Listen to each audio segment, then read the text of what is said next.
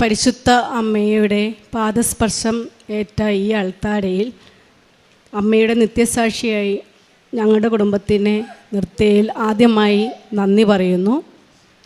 എൻ്റെ പേര് Sini Thomas, husband James, രണ്ടാമത്തെ മകൾ മിന്നു, ഇളയ കുഞ്ഞ് മീഹ. ഞങ്ങൾ Kizhumuri cent George orthodox Valiyapalli ഇടവാംഗമാണ്. ഞാൻ പരിശുദ്ധ അമ്മയെപ്പറ്റി ആദ്യമായി അറിയുന്നത് 2019 സെപ്റ്റംബർ മാസത്തിലാണ്. എൻ്റെ ജോലി സ്ഥലത്ത് ഒരു കുട്ടി പറഞ്ഞു, ഇങ്ങനെ കൃപാസനം പള്ളിയുണ്ട് ചേച്ചി, അവിടെ എല്ലാവർക്കും രോഗസൗഖ്യം നൽകുന്നുണ്ട്. അത് പറയാനൊരു കാരണമുണ്ട് ആ കുട്ടി. അതായത് എനിക്ക് 2 കുഞ്ഞുങ്ങളായിരുന്നു ആ സമയത്ത്. മൂത്ത കുട്ടി സ്പാസ്റ്റിക് സെറിബ്രൽ പാൾസിയാണ് മൂത്ത കുട്ടിക്ക്. രണ്ടാമത്തെ കുട്ടി നോർമൽ ബേബിയാണ്. മൂത്ത കുട്ടി നടക്കുകയില്ല, കേൾക്കാൻ കഴിയുന്നില്ല, അവൾക്ക് കണ്ണ് കാണാൻ പറ്റുന്നില്ല. എല്ലാ കാര്യങ്ങളും നിങ്ങൾക്ക് ഊഹിക്കാവുന്നേ ഉള്ളൂ. ഒരു ബെഡ് റിഡൻ പേഷ്യൻറ്റിന് എല്ലാ കാര്യങ്ങളും നമ്മൾ ചെയ്തു കൊടുക്കണം. അതുകൊണ്ടാണ് ആ മകൾ അങ്ങനെ പറയാൻ കാരണം. ചേച്ചി ഇങ്ങനെ പള്ളിയിൽ പോകണം, പ്രാർത്ഥിക്കണം, അവിടെ ബഹുമാനപ്പെട്ട ജോസഫ് അച്ഛനുണ്ട്, അച്ഛനെ കാണാം, നമുക്ക് അങ്ങനെ ഒരു അവസരമുണ്ട് എന്ന് പറഞ്ഞ് കൃപാസനം പള്ളിയിലെ പത്രം എൻ്റെ കയ്യിൽ തരുന്നു. ഞാനതുമായി വീട്ടിൽ വന്നു. ഹസ്ബൻഡിനോട് ഇങ്ങനെ പറഞ്ഞു, ചേട്ടായി ഇങ്ങനെ ആലപ്പുഴയിൽ കൃപാസനം പള്ളിയുണ്ട്, അവിടെ പോയി പ്രാർത്ഥിക്കാം, നമുക്ക് കുഞ്ഞിന് വേണ്ടി രോഗസൗഖ്യം നൽകും എന്നൊക്കെ പറഞ്ഞു. എന്നുവെച്ചാൽ ഞങ്ങൾ ഇപ്പോൾ മൂത്ത കുട്ടിക്ക് 14 വയസ്സായി, കുറേ നാളത്തെ ട്രീറ്റ്മെൻറ്റും കാര്യങ്ങളൊക്കെ ഉണ്ടായിരുന്നു. അതിലൊന്നും മാറ്റങ്ങൾ വന്നില്ലായിരുന്നു. അങ്ങനെ ചേട്ടായി പറഞ്ഞു ശരിയാ നമുക്ക് പോകാം എന്ന് പറഞ്ഞു. പക്ഷേ ഞാൻ ആ പത്രം ഇങ്ങനെ മടക്കി കൈ പിടിച്ചതേ ഉള്ളൂ, തുറന്ന് നോക്കിയില്ല, വായിച്ചില്ല, ഒന്നും ചെയ്തില്ല. അത് എടുത്തു വെച്ചു. പോകാമെന്ന് പറഞ്ഞു. ആ സമയത്ത് ഇളയ കുഞ്ഞിനെ ഞാൻ ക്യാരിങ് ആവുകയാണ്. അപ്പോഴെനിക്ക് റെസ്റ്റ് വന്നു. പിന്നെ നമുക്ക് കോവിഡ് കാലഘട്ടമായി, ഇളയ കുഞ്ഞുണ്ടാകുന്നു, അങ്ങനെയൊക്കെ. പക്ഷേ അമ്മയുമായി ജീവിക്കാനായിട്ട് 2023 ഡിസംബർ 3 എനിക്ക് അനുഗ്രഹം ലഭിക്കുകയാണ്. ഞാൻ അന്ന് വന്ന് ഉടമ്പടി എടുക്കുന്നു, വീട്ടിൽ ചെല്ലുന്നു. ആ ഡിസംബർ 23 ഞങ്ങളുടെ വീട്ടുമുറ്റത്ത് ഒരമ്മ വരുന്നുണ്ട്. അമ്മ വന്നിട്ട് പറഞ്ഞു, ഞങ്ങളുടെ വീട്ടിൽ എല്ലാ കാര്യങ്ങളും പറയുന്നുണ്ട്, നിങ്ങളുടെ വീട്ടിൽ നിങ്ങൾ 2 അമ്മമാർക്കും മക്കളെ ചൊല്ലിയുള്ള ദുഃഖമാണ് എന്ന് പറയുന്നുണ്ട്. എന്ന് വെച്ചാൽ അമ്മച്ചിക്ക് ചേട്ടായിക്കൊരു പെങ്ങളുണ്ടായിരുന്നു, മരിച്ചുപോയി. അപ്പോൾ അമ്മച്ചിക്ക് അങ്ങനെ ഒരു ദുഃഖം, എനിക്ക് എൻ്റെ മകളെ ഓർത്തുള്ള ദുഃഖം. അമ്മ പറയുന്നു, 1 വർഷത്തിനുള്ളിൽ നിൻ്റെ കുഞ്ഞ് നടക്കും, ആ സമയത്ത് ഞാൻ വരും എന്ന് പറഞ്ഞു. അങ്ങനെ ആ അമ്മ പോകുന്നു. ആ അമ്മ എങ്ങനെയാണ് എപ്പോഴാണ് വന്നതെന്ന് ഞങ്ങൾ കാണുന്നില്ല. വീട്ടുമുറ്റത്തിൻ്റെ 2ാമത്തെ കുട്ടി ഹാളിൽ നിന്ന് പഠിക്കുന്ന സമയത്താണ് കാണുന്നത്. ഞാൻ വന്ന് നോക്കുന്നു, അമ്മയ്ക്ക് ഭക്ഷണം കാര്യങ്ങളെല്ലാം കൊടുത്തു. നമ്മുടെ ഈ കൃപാസനം പള്ളിയിൽ ഈ അമ്മയുടെ അതേ മുഖം, പക്ഷേ ഇച്ചിരി ഏജായിട്ടുണ്ട്, ചുക്കിച്ചുളുങ്ങി അങ്ങനെയുള്ള ഒരു ഏജായിട്ടുണ്ട്. ആ അമ്മ പറഞ്ഞതനുസരിച്ച് ഞാൻ കൂടുതൽ തീവ്രമായി പ്രാർത്ഥിക്കാൻ തുടങ്ങി. ബഹുമാനപ്പെട്ട ജോസഫ് അച്ഛനെ വന്ന് കണ്ടു. 2 കുഞ്ഞുങ്ങളുമായിട്ട് ഞാൻ കണ്ടു. അച്ഛൻ ഒരു കാര്യം മാത്രം ചോദിച്ചു, 2 കുഞ്ഞുങ്ങൾക്കും ഒരേ അസുഖമാണോ എന്ന് എന്നോട് ചോദിച്ചു. ഞാൻ പറഞ്ഞു അല്ല, മൂത്ത കുട്ടിക്ക് സ്പാസ്റ്റിക് സെറിബ്രൽ പാൾസിയും ഇളയ കുട്ടിക്ക് autism minor development delay mixing ആണ്. ഇങ്ങനെ പറഞ്ഞു. അച്ഛനെ കണ്ടു. അച്ഛൻ തൈലം പൂശി പ്രാർത്ഥിച്ചു. ഞങ്ങൾ 2 നേരവും പ്രാർത്ഥിക്കുമായിരുന്നു. ഞാനും ഹസ്ബൻഡും 2ാമത്തെ മകളും എല്ലാം 2 നേരവും തീവ്രമായി പ്രാർത്ഥിക്കുമായിരുന്നു. ഹസ്ബൻഡിന് ഒഴിവ് കിട്ടുന്ന ദിവസങ്ങളിലെല്ലാം ഹസ്ബൻഡ് ഇവിടെ വരുമായിരുന്നു. മിക്ക ഞായറാഴ്ചകളിലും ഇവിടെ വരുമായിരുന്നു. ഞങ്ങൾ കാശ് രൂപം കൈ പിടിച്ച് തന്നെയാണ് പ്രാർത്ഥിക്കുന്നത്. മാറി മാറി പിടിക്കും എല്ലാവർക്കും. ആദ്യം ചട്ടയ്ക്ക് കൊടുക്കും, പിന്നെ മിന്നുവിന് കൊടുക്കും, അങ്ങനെ എല്ലാവർക്കും കൊടുക്കും. മൂത്ത കുഞ്ഞും ഇളയ കുഞ്ഞും അടുത്ത് വന്നിരിക്കും, തൈലം പൂശി. അങ്ങനെ 2 നേരവും ഞങ്ങൾ പ്രാർത്ഥിച്ചു. ചൊവ്വാഴ്ചയിൽ ഉടമ്പടി ധ്യാനം കേൾക്കും, സാക്ഷ്യങ്ങൾ കേൾക്കും. അങ്ങനെ തീവ്രമായ പ്രാർത്ഥനയിലായിരുന്നു. അങ്ങനെ 1 വർഷം തികഞ്ഞു. ആ അമ്മ പറഞ്ഞിട്ട് പോയത് നിൻ്റെ കുഞ്ഞ് നടക്കുമെന്നാണ്. ഒരു കുഞ്ഞിനെ പറ്റിയേ പറഞ്ഞോളൂ, പക്ഷെ നടന്നത് എൻ്റെ ഇളയ കുഞ്ഞാണ്. ഇളയ കുഞ്ഞ് 2024 മെയ് മാസം 13 അവളുടെ ബർത്ത്ഡേയുടെ ടൈമിൽ 4-5 ചുവട് കൈവിട്ട് നടന്നു ആ സമയത്ത്. അതിനെ തുടർന്ന് ഞങ്ങൾ വീണ്ടും പ്രാർത്ഥന തന്നെ ഇരുന്നു. കുഞ്ഞിനൊരു പ്രത്യേകത എന്താണെന്ന് വെച്ചിട്ടുണ്ടെങ്കിൽ, ഞങ്ങൾ പ്രാർത്ഥിക്കുമ്പോൾ അവൾ വന്ന് നിൽക്കും, കൂടെ വന്നിരിക്കും. നമ്മൾ തിരി കത്തിക്കുമല്ലോ, തിരി കത്തിക്കാൻ വേണ്ടി ലൈറ്റർ ഉപയോഗിച്ച് കത്തിക്കുന്ന ആ സൗണ്ട് കേൾക്കുമ്പോൾ തന്നെ കുഞ്ഞ് ഓടി വരും. അവൾ വന്ന് മാതാവിൻ്റെ ഫോട്ടോയിൽ ഉമ്മയും വയ്ക്കും, പ്രാർത്ഥിക്കുകയും ചെയ്യും. മൂത്ത കുഞ്ഞും പറയും എപ്പോഴും പ്രാർത്ഥിക്കും, അമ്മേ പ്രാർത്ഥിക്കണം എന്ന് തലയിൽ കൈ വെച്ചാൽ പറയാൻ അവൾക്ക് അറിയത്തുള്ളൂ. അങ്ങനെ പ്രാർത്ഥിക്കും. ഇപ്പം എൻ്റെ ഇളയ കുഞ്ഞ് ഓടി നടക്കും. ഇളയ കുഞ്ഞ് ഇപ്പം നിങ്ങൾ ഇവിടെ കണ്ടു കാണും, ഇതിലൂടെ നടക്കുന്നത് കണ്ടു കാണും. ഞങ്ങൾ ആ ജോസഫച്ചനെ കാണാൻ വന്ന സമയത്ത് അതുപോലെ വിഷമിച്ചാൽ വന്നിരുന്നു. നിങ്ങൾക്കറിയാം, 2 കുഞ്ഞുങ്ങളെയും കൊണ്ട് വരുമ്പോൾ നമുക്ക് അവർക്ക് കരുതേണ്ട കാര്യങ്ങൾ ഇത്രയും ദൂരം, അതായത് എൻ്റെ വീട് പിറവത്ത് കഴിഞ്ഞിട്ടാണ്. അവിടെ നിന്ന് വരുമ്പോൾ അവർക്കുള്ള ഫുഡ്, പാല്, അതുള്ള കാര്യങ്ങളെല്ലാം നമ്മൾ കരുതണം. പക്ഷേ എല്ലാം അമ്മ കരുതി. ഇത്രയും നേരം എൻ്റെ കുഞ്ഞിന് ഒരു കുഴപ്പമുണ്ടായിരുന്നു. രാവിലെ ഞാൻ വന്നു, ഉടമ്പടി പുതുക്കേണ്ട ടൈമായിരുന്നു, ഉടമ്പടി പുതുക്കി, ഒരു കുഴപ്പമില്ല. കാരണം വെച്ചാൽ ഭക്ഷണം തെറ്റിയാൽ അവൾ പ്രശ്നം ഉണ്ടാക്കുന്ന കുഞ്ഞാണ്. ഇപ്പോൾ ഇതുവരെ ഒരു പ്രശ്നം, ഇപ്പോഴാണ് ചെറിയൊരു സൗണ്ട് കാണിച്ചു തുടങ്ങി. ഇതുവരെ നമ്മുടെ ഈ പള്ളിയിൽ നടക്കുകയായിരുന്നു എൻ്റെ കുഞ്ഞ്, ഒരു പ്രശ്നവും ഇല്ലാണ്ട് അമ്മ നടത്തി. എന്നുവെച്ചാൽ ഡിസംബർ 24 ഞാൻ ഇവിടെ വന്നു, ജീന സിസ്റ്ററിനോട് പറഞ്ഞു ഇങ്ങനെ കൈ വെച്ച് നടന്നു തുടങ്ങി എന്നൊക്കെ പറഞ്ഞ്. സിസ്റ്ററിനോട് പറഞ്ഞു മോളെ നമുക്ക് സാക്ഷ്യം പറയാമെന്ന് പറഞ്ഞു. അപ്പം പറഞ്ഞു സിസ്റ്ററെ അവളെ ഇവിടം വരെ കൊണ്ടുവരാൻ ഭയങ്കര ബുദ്ധിമുട്ടല്ലേ, ഇവളിവിടം വരെ കൊണ്ടുവരുമ്പോൾ അവൾക്ക് ബഹളം ഉണ്ടാക്കും, അതൊക്കെ നടക്കുമെന്ന് വെച്ചപ്പോൾ ജീന സിസ്റ്ററിനോട് പറഞ്ഞതെന്ന് വെച്ചാൽ നിങ്ങളൊരു ഹോസ്പിറ്റലിൽ പോകണമെങ്കിൽ ഈ കുഞ്ഞിനെ നിങ്ങൾ കൊണ്ടുപോകില്ലേ, പിന്നെ അമ്മയുടെ അടുത്ത് വന്നാൽ എന്താ. അത് എൻ്റെ അമ്മയുടെ അടുത്ത് വന്ന് എൻ്റെ കുഞ്ഞിനെയും കൊണ്ട് തന്നെ ഞാൻ വന്നു. അതാണ് എനിക്ക് അമ്മയിൽ ഏറ്റവും ആദ്യം കിട്ടിയിരിക്കുന്ന, അതായത് ഏറ്റവും വലുതായിട്ടുള്ള ഒരു സാക്ഷ്യം. ഇപ്പോൾ അവൾക്ക് ഐ കോണ്ടാക്റ്റ് ഉണ്ട്, അവൾ ഓടി നടക്കും, ഭക്ഷണം കഴിക്കും. ശരിക്കും പൂർണ്ണതയിൽ എത്തിയിട്ടില്ല എങ്കിൽ പോലും എൻ്റെ മകൾക്ക് അടുത്ത മാസം മെയ് 13 5 വയസ്സാകും. ഇതുവരെ നടക്കാത്തൊരു കുഞ്ഞാണ്. അപ്പോൾ എനിക്ക് മറ്റുള്ളവരോട് പറയാനൊരു ഇതായി. കാരണം പലരും ചോദിക്കും, നിങ്ങൾ ഇതിന് മുമ്പൊക്കെ ഓരോ പ്രെയർ ഗ്രൂപ്പിലൊക്കെ പ്രാർത്ഥിക്കാനൊക്കെ ആയിട്ട് പോകുമായിരുന്നു. അപ്പോൾ ചോദിക്കും ഇപ്പം ഇതിൻ്റെ അകത്താണോ എന്നോട് ചോദിച്ച പല ആൾക്കാരുണ്ട്. അവൾ ആ കൃപാസനത്തിൽ പോകുന്നു എന്ന് പറയുന്ന ഒരാൾക്കാരുണ്ട്. അവരോടൊക്കെ എനിക്ക് പറയാനായിട്ട് ഒരു അമ്മ എൻ്റെ മുമ്പിൽ കാണിച്ചു തന്ന ഒരു നിത്യ സാക്ഷിയാണ് എൻ്റെ മകള്. അതുപോലെ പിന്നെ എനിക്ക് കിട്ടിയിരിക്കുന്ന അനുഗ്രഹം എൻ്റെ ഹസ്ബൻഡിൻ്റെ ജോലിയെ സംബന്ധിച്ചാണ്. ഞാൻ ഉടമ്പടിയിൽ ഒരു നിയോഗം വെച്ചിരുന്നു എൻ്റെ ഹസ്ബൻഡിന് ജോലിയിൽ പ്രമോഷൻ കിട്ടുന്നതിനെ പറ്റി. കാരണം മൂത്ത കുഞ്ഞിന് വയ്യാണ്ടിരുന്ന സമയത്ത് ചേട്ടായിക്ക് അറ്റൻഡൻസിന് കുറച്ച് പ്രശ്നങ്ങളൊക്കെ ഉണ്ടായിരുന്നു. ഹസ്ബൻഡ് KSRTC ഡിപ്പോയിലാണ് വർക്ക് ചെയ്യുന്നത്. ഇവിടെ നേരത്തെ ചേർത്തലയിലുണ്ടായിരുന്നു. അപ്പോൾ അത് നമുക്ക് ബാധിക്കുമോ, ഈ പ്രമോഷൻ്റെ സമയത്ത് ബാധിക്കുമോ, റാങ്ക് ലിസ്റ്റ് വരുമോ എന്നൊക്കെ ഒരു പേടി ഉണ്ടായിരുന്നു. അപ്പോൾ ഞങ്ങൾ നിത്യമായ പ്രാർത്ഥിച്ചതിൻ്റെ ഫലമായി ചേട്ടായി എപ്പോഴും കാശ് രൂപം കയ്യിൽ വെക്കുമായിരുന്നു. അതുപോലെ ജോലി സ്ഥലത്ത് പോകുമ്പോഴും എപ്പോഴും തൈലം പൂശുമായിരുന്നു. പ്രാർത്ഥനയൊക്കെ കറക്റ്റായിട്ട് കൊണ്ടുപോയി. എന്നെക്കാളും കൂടുതൽ തീവ്രമായിട്ട് പ്രാർത്ഥിച്ചിരുന്നത് എൻ്റെ ഹസ്ബൻഡാണ്. അദ്ദേഹത്തിന് ഒരു കുറവും വരുത്താതെ, അതിലൊന്നും പ്രശ്നങ്ങളില്ലാതെ ആദ്യം റാങ്ക് ലിസ്റ്റിൽ പേര് വന്നു, പിന്നെ ഷോർട്ട് ലിസ്റ്റിൽ പേര് വന്നു. അദ്ദേഹത്തിന് വെഹിക്കിൾ സൂപ്പർവൈസറായിട്ട് പ്രൊമോഷൻ ട്രാൻസ്ഫർ കിട്ടി. വടക്കം പറവൂര് ഇപ്പോൾ ജോലി ചെയ്യുന്നു. അതിനുള്ള ആ ഓർഡർ അദ്ദേഹം കൈപ്പറ്റിയിട്ട് ആദ്യം വന്നത് എൻ്റെ അമ്മയുടെ അടുത്താണ്. ഈ അമ്മയുടെ ആൾത്താരിൽ വന്നതിന് ശേഷം മാത്രമാണ് ആ ഓർഡറുമായിട്ട് ഞങ്ങളുടെ വീട്ടിലേക്ക് തന്നെ അദ്ദേഹം വരുന്നത്. അങ്ങനെ അമ്മ ഞങ്ങളെ ചേട്ടനെയും ഞങ്ങളുടെ കുടുംബത്തെയും അനുഗ്രഹിച്ചു. പിന്നെ ഞാൻ പറഞ്ഞല്ലോ, ഞങ്ങളെപ്പോഴും തൈലം പൂശി പ്രാർത്ഥിക്കും. അതുപോലെ കാശുരൂപം കൈകൊണ്ട് കിടക്കും. എപ്പോഴും എൻ്റെ മകൾക്ക് പഠനത്തിനും അതുപോലെ തന്നെ പല ആക്ടിവിറ്റീസിലും അവളൊക്കെ ഉണ്ടായിരുന്നു.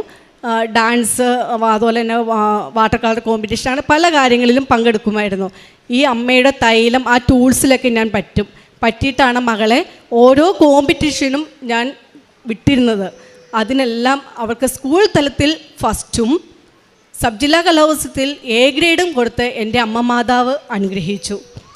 എൻ്റെ മകൾക്ക് ആത്മീയതയിലും കൂടുതൽ അറിവ് കിട്ടാൻ അത് കാരണമായി. അവളും പ്രാർത്ഥിക്കും. അതുപോലെ തന്നെ എല്ലാ മാസവും പത്രം വാങ്ങിക്കുമ്പോൾ കുറച്ച് പത്രം അവളുടെ കയ്യിൽ ഞാൻ കൊടുത്തുവിടും. കാരണം നീയും പ്രാർത്ഥിക്കണം.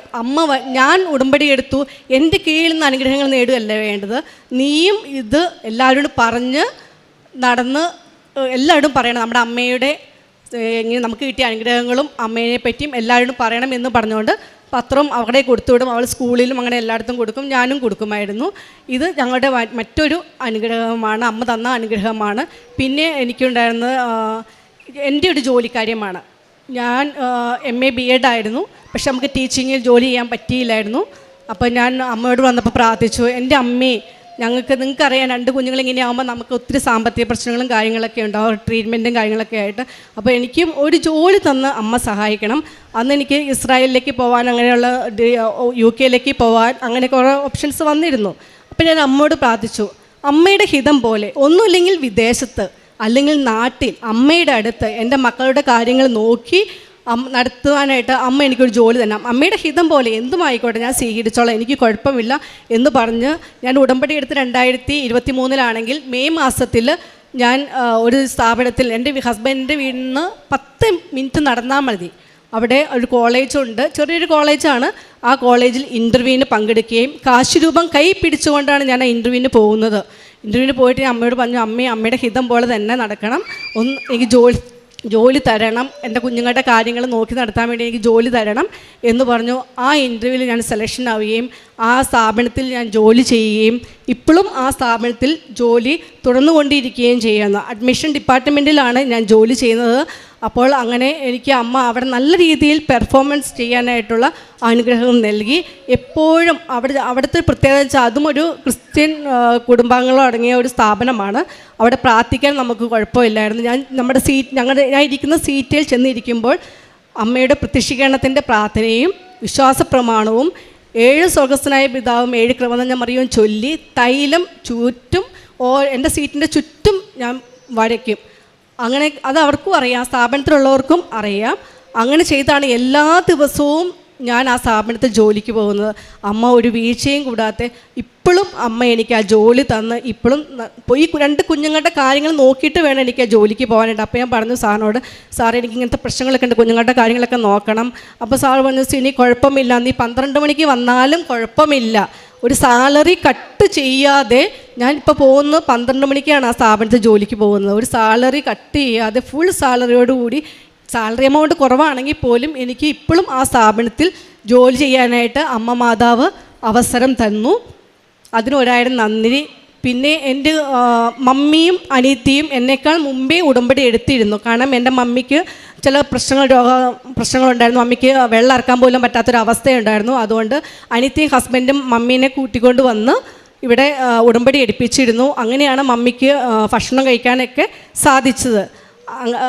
ഈ അനിയത്തി ഒത്തിരി പ്രാവശ്യം IELTS എഴുതിയിരുന്നു, പക്ഷെ പാസ്സായില്ല. OET എഴുതാനായിട്ട് തീരുമാനിക്കുകയും ഞാൻ അവളോട് പറഞ്ഞു, ഇങ്ങനെ ജോസഫ് അച്ഛനെ വന്ന് കണ്ടു കഴിഞ്ഞിട്ടുണ്ടെങ്കിൽ എല്ലാവരും തന്നെ OET പാസ്സാവുന്നുണ്ട്. അപ്പോൾ അങ്ങനെ ജോസഫ് അച്ഛനെ കാണാനൊരു അവസരം അവൾക്ക് കിട്ടുകയും, അവൾ ഉടമ്പടിയിലായിരുന്ന സമയത്താണ് കേട്ടോ. അങ്ങനെ ഇവിടെ വന്ന് ജോസഫ് അച്ഛനെ കണ്ടു, പ്രാർത്ഥിച്ച് അച്ഛൻ കൊടുത്ത കാശ് രൂപം കൈ പിടിച്ചുകൊണ്ട് പോയി. അവൾ OET പാസ്സായി. അത് റിസൾട്ട് നോക്കുന്നത് നമ്മുടെ അമ്മയുടെ അൾത്താരയിൽ നിന്നുകൊണ്ടാണ്. അവൾ ഇവിടെ നിന്നാണ് ആദ്യം അമ്മയോടാണ് അവൾ ആ OET പാസ്സായ കാര്യം പറഞ്ഞത്. അത് കഴിഞ്ഞിട്ട് അവൾ അയർലൻഡിൽ പോകുന്നു. അയർലൻഡിൽ പോയി, പക്ഷേ അവിടെ ചെന്നപ്പോൾ തിയറി പാസ്സായി, പക്ഷേ പ്രാക്ടിക്കൽ പാസ്സായില്ല. കാരണം നോർമലി ഉടമ്പടിയിലേക്ക് വെച്ച് അവൾ ഉഴപ്പാൻ തുടങ്ങിയിരുന്നു. ഞാൻ പറഞ്ഞു, സാരമില്ല, ഞാനതൊരു നിയോഗമായി വെച്ച് അമ്മയുടെ അടുത്ത് വന്ന് ഞാൻ പ്രാർത്ഥിച്ചോളാം. അവൾ ആ പ്രാക്ടിക്കൽ എഴുതുന്ന സമയത്ത് ഞാൻ ഇവിടെ വന്ന് ധ്യാനം കൂടുകയും പ്രാർത്ഥിക്കുകയും ചെയ്തു. ഇവിടുത്തെ നമ്മുടെ ബ്ലെസ്സിങ് തരുന്ന അച്ഛൻ്റെ അടുത്തും പ്രാർത്ഥിച്ച് പറഞ്ഞു. അപ്പോൾ അച്ഛൻ വന്ന് ഒട്ടും വിഷമിക്കേണ്ട എന്ന് പറഞ്ഞു. അങ്ങനെ അവൾ ആ പ്രാക്ടിക്കൽ എക്സാം പാസ്സാവുകയും ഇപ്പോൾ അയർലൻഡിൽ ജോലി നോക്കുകയും ചെയ്യുന്നു. അമ്മയുടെ പ്രത്യക്ഷീകരണത്തിന് സാക്ഷിയാവാൻ അവൾക്കും കഴിഞ്ഞു. അവളിപ്പോഴും ആ ഉടമ്പടി തുടർന്നുകൊണ്ട് തന്നെയാണ് ഇരിക്കുന്നത്. ഓൺലൈനാണെന്ന് മാത്രം. കാരണം ഇപ്പോൾ തീർത്ഥാടനം മാറി ഓൺലൈനിലേക്ക് ചേഞ്ച് ചെയ്തല്ലോ. അവളും കാരുണ്യപ്രവൃത്തികളെല്ലാം ഇപ്പോഴും ചെയ്തുകൊണ്ടിരിക്കുന്നു.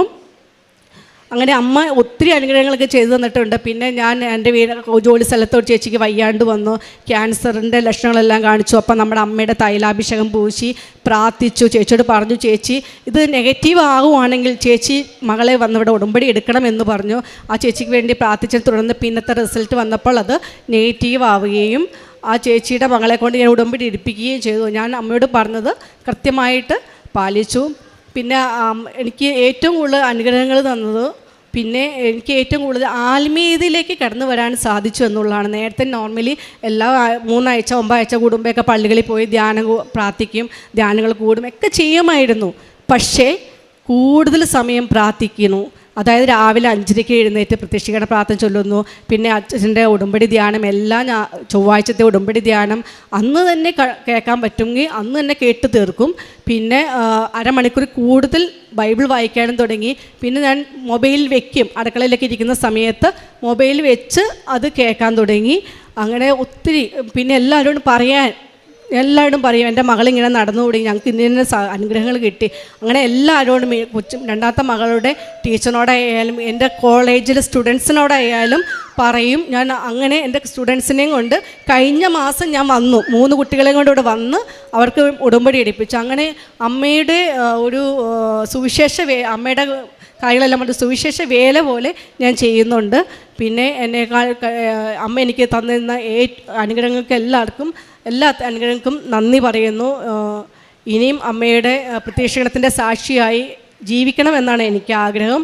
പിന്നെ എല്ലാ മാസവും ഞാൻ കൃപാസനം പള്ളിയിലെ പത്രം വാങ്ങിക്കും. അത് എല്ലാ ആൾക്കാർക്കും കൊടുക്കും, ഹോസ്പിറ്റലിൽ അങ്ങനെയുള്ള എല്ലാ ആൾക്കാർക്കും, പൊതുവായിട്ടുള്ള എല്ലാ ആൾക്കും, ഇന്ന ആൾക്കാരൊന്നുമില്ല, എല്ലാവർക്കും കൊടുക്കും. അപ്പോൾ അവർ പല ആൾക്കാരും എന്നോട് ചോദിക്കും, ഇപ്പോൾ ഇതിൻ്റെ അകത്താണോ എന്ന് ചോദിക്കും. കാരണം കുഞ്ഞുങ്ങൾക്ക് വയ്യാന്ന് നോർമൽ എല്ലാവർക്കും അറിയാമല്ലോ. ഇപ്പോൾ ഇതിൻ്റെ അകത്താണോ എന്ന് ചോദിക്കും. ഞാൻ പറഞ്ഞു, എൻ്റെ അമ്മയാണ് എന്നെ ഇപ്പോൾ ജീവിപ്പിച്ചിരിക്കുന്നത്, എൻ്റെ അമ്മയുടെ സാക്ഷിയായിട്ടാണ് ഞാൻ ഇപ്പോൾ നിങ്ങളുടെ മുമ്പിൽ വന്നിരിക്കുന്നത്. അങ്ങനെ പറഞ്ഞു. ഇപ്പോൾ എൻ്റെ കുഞ്ഞ് നടന്നു തുടങ്ങിയതുകൊണ്ട് എല്ലാവർക്കും ഭയങ്കര ഇതാണ്, എല്ലാവർക്കും വിശ്വാസം. ഇപ്പോൾ അങ്ങനെയാണ് കുറേ ആൾക്കാർ ഉടമ്പടി എടുത്തിരിക്കുന്നത് തന്നെ.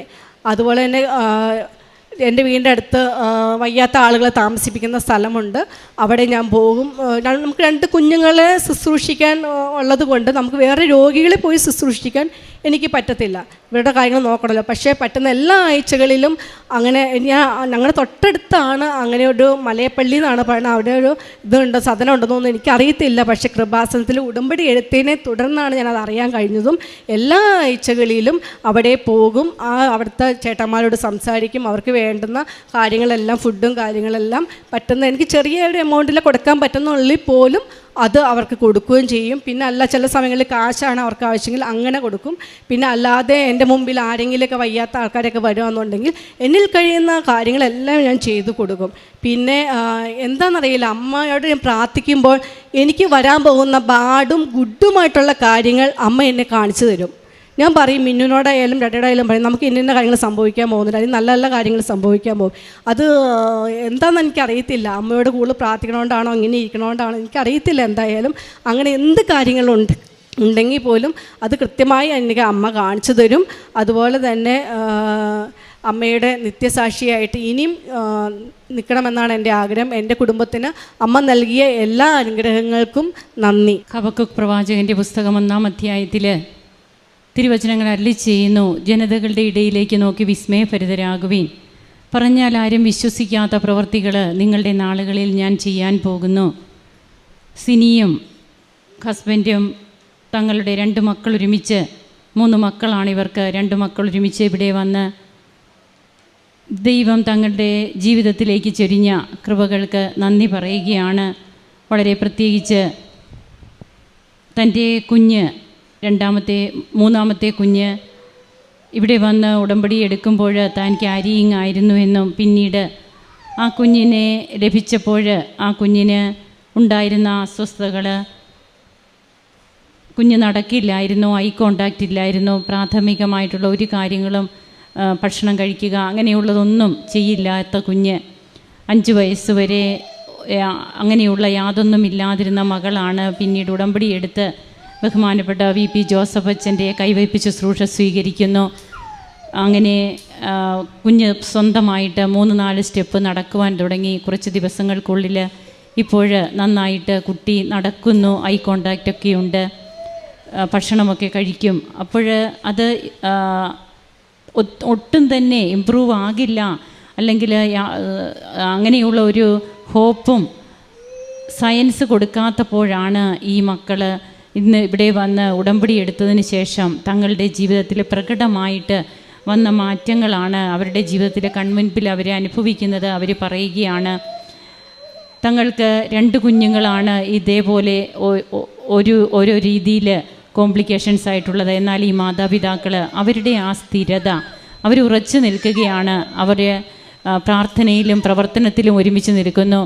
തങ്ങൾക്ക് കുഞ്ഞുങ്ങൾ എല്ലാ കാര്യങ്ങളും നടത്തി കൊടുക്കേണ്ട ഒരു കുഞ്ഞ് വീട്ടിലുള്ളപ്പോൾ തന്നെ കാരുണ്യ പ്രവർത്തികൾ ചെയ്യാനായിട്ട് പുറത്തേക്ക് ഇറങ്ങുന്നു. കൃപാസന പത്രം കൊടുക്കുന്നതിൽ ഒരു കുറവും വരുത്തുന്നില്ല.